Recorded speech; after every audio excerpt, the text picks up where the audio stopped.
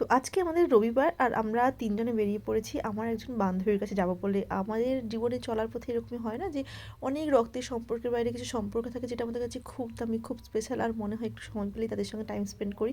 তো এটা হচ্ছে আমার আজ থেকে ৮ বছর আগে সার্ভিস লাইফের ফার্স্ট পোস্টিংয়ের বান্ধবী।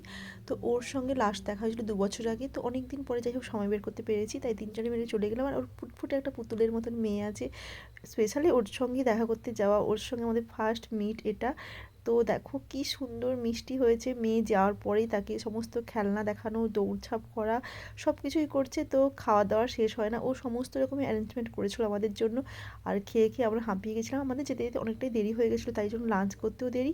তারপরে বাদবাকি যে খাওয়া দাওয়াগুলো সেগুলোও দেরি। আর যেমন হয় না আমাদের হোস্টেলে যে একজন রান্না করতেই থাকে, বাদবাকি জন্য সবাই খায়, তো ওদেরও সেরকম হচ্ছিলো, ও রান্না করছে আর আমরা খেয়েই যাচ্ছি। তো লাস্টে ওদেরকে বাই বলতে একটু মন খারাপ হচ্ছিলো, ভাবলাম চলো কিছুদিন পরে আবার নিশ্চয়ই দেখা হবে।